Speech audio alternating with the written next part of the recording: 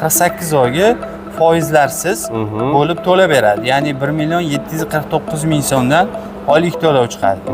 Buni 48 oyga ko'paytirib bunga qo'shganingizda ham xuddi shu summa chiqadi. Ustiga pul qo'shilmaydi. Hech qanaqa oshib ketmaydi.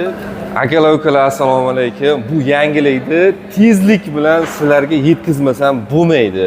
Men ham eshitib ancha xursand bo'ldim.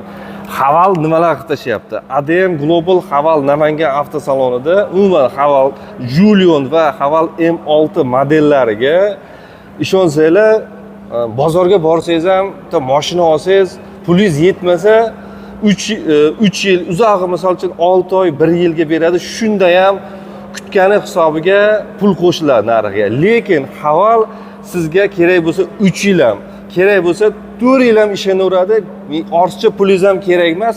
0% 4 yilgacha xarid qilsanglar bo'lib to'laverar ekansizlar. O'rtoqlar, diqqat bilan videoni oxirigacha ko'ringlar. Sababi qiziqarli ma'lumotlar bor.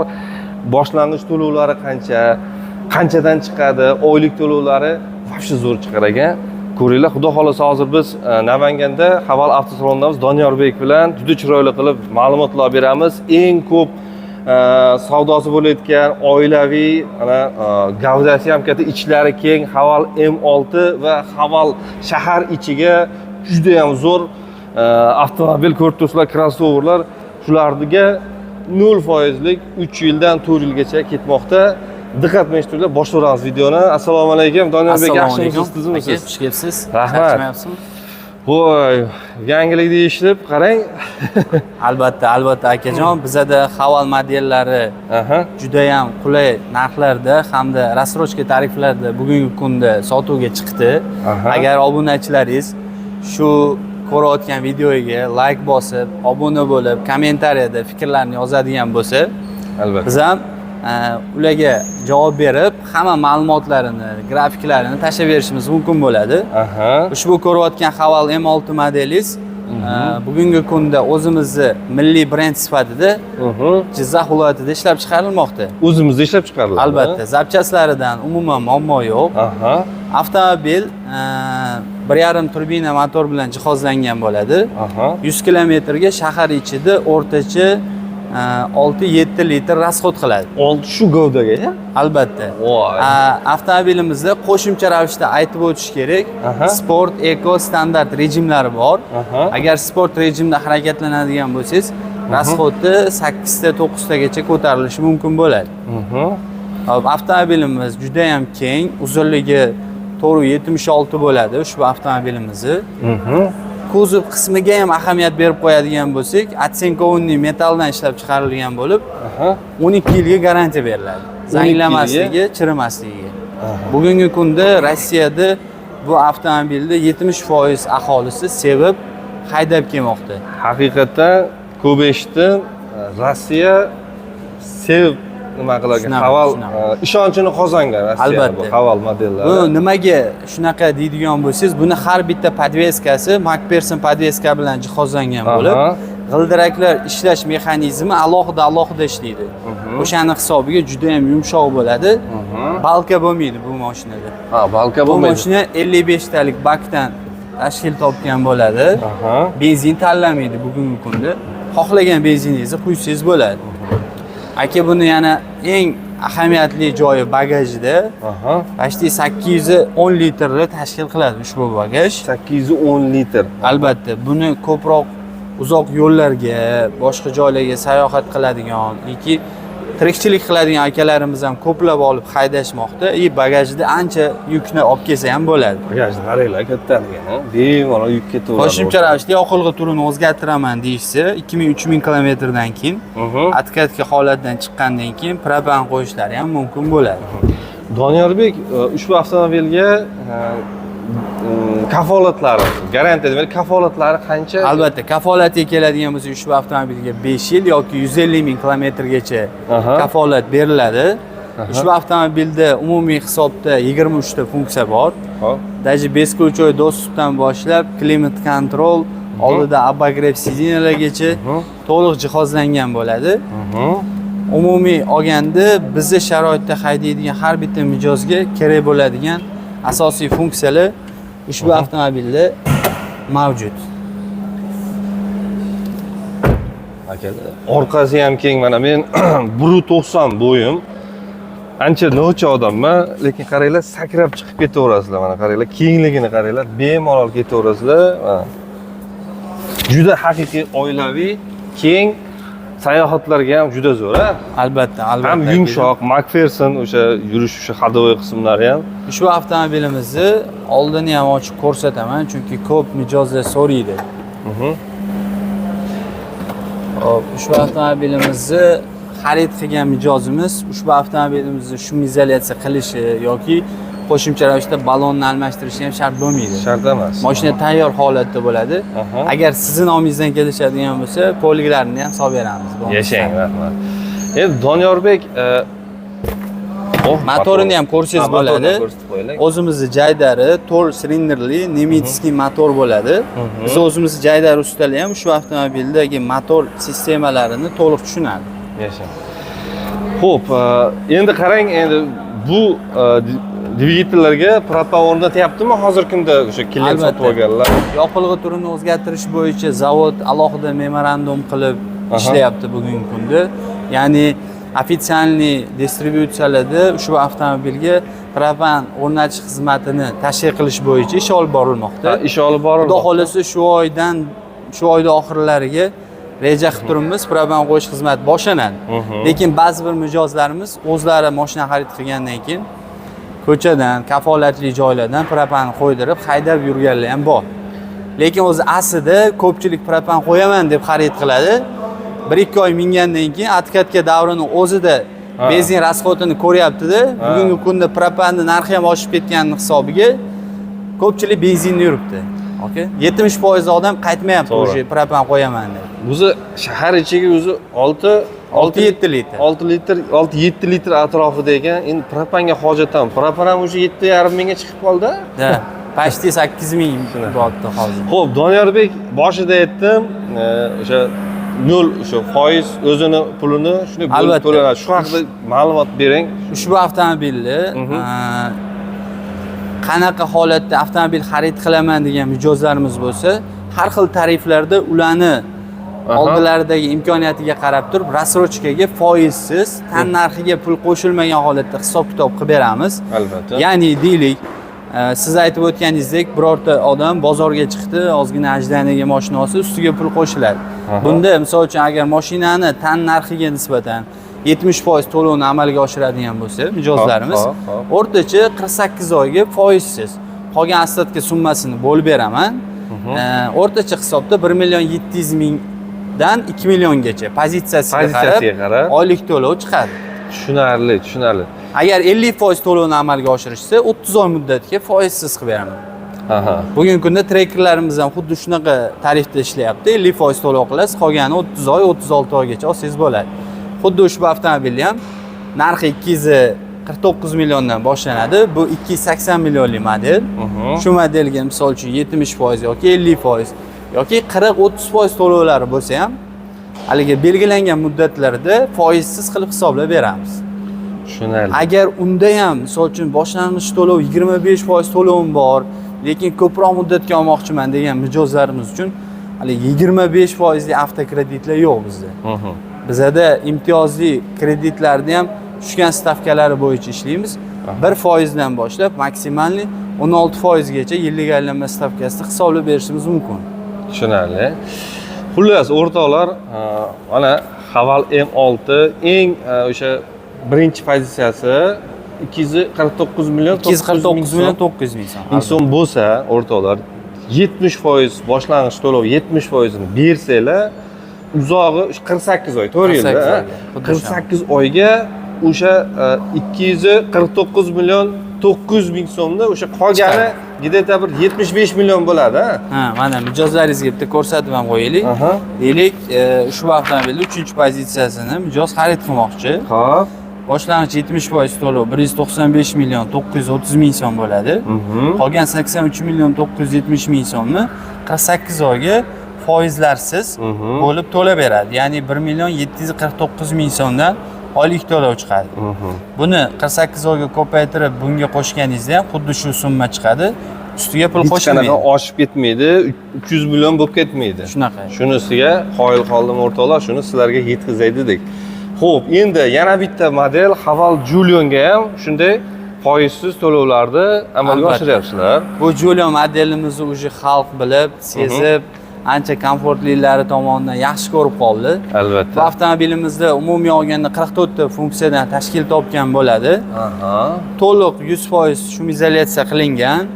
Balonlarini almashtirish shart bo'lmaydi. Hattoki shu eshiklarning bitta ochilib yopilishiga ham e'tibor bersangiz, aka. Juda ham yumshoq. И to'rtta sidenamizda ham abagrev, oldi sidenamiz haydovchi tomonidan abduflaygacha bo'ladi. Oldi sideniyasi haydovchida sovutadi, isitadi, lekin uchala qolgan sidenalar isitadi. Isitadi, albatta. Ko'rib turibsizlar o'rtoqlar, sideniyasi ham perforatsiya bagati turibdi. Salonda juda ham nima deydi? Qimmat salon deb ko'rsatadi, to'g'rimi? Albatta, sensorlarimiz beskul joy dostupda bo'ladi. Sensorli beskul joy dostupda ochasiz. Sidenalarni 6 xil elektroregulyator orqali boshqarsangiz bo'ladi. Беспроводной зарядник, холодильник, Холодильniklarigacha bor. 360 gradus kamera, даже avtoparkovkagacha bor. Ushbu avtomobilni xarid qilgan mijozimiz даже antiradar ham qo'yish shart bo'lmaydi aka bu mashinaga.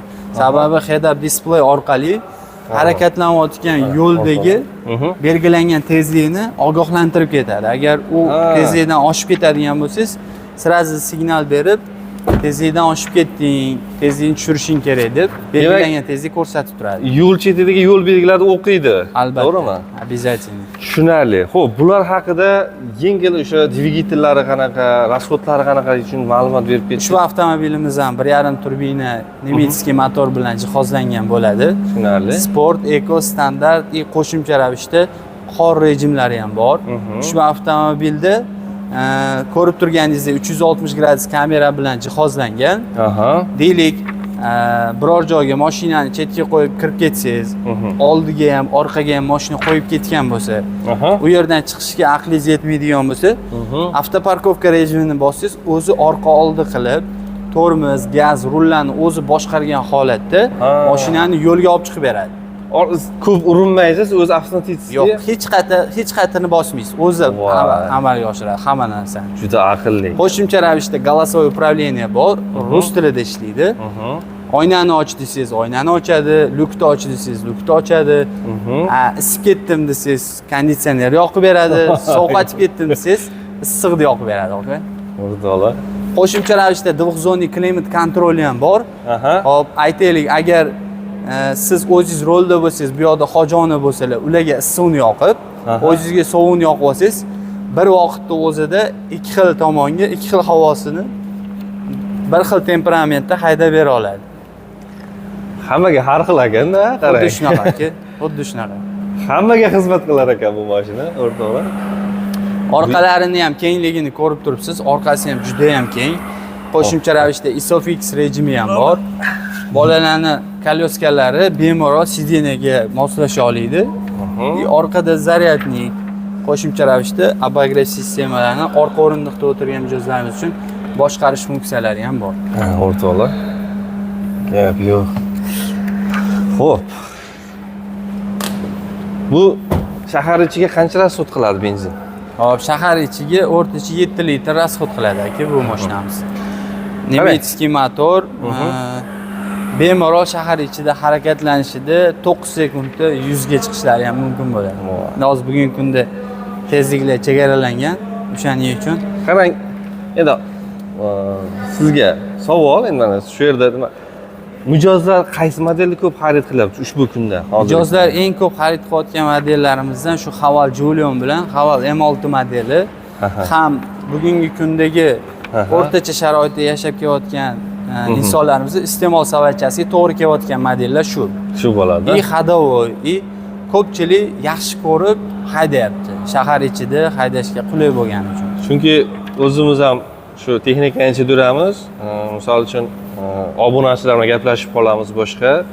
Shu Julion qanaqa deydi yoki kimdirlar iliq fikr bildiryapti. Julion shahar ichiga ko'pchilik xarid qilyapti, bejizga emas.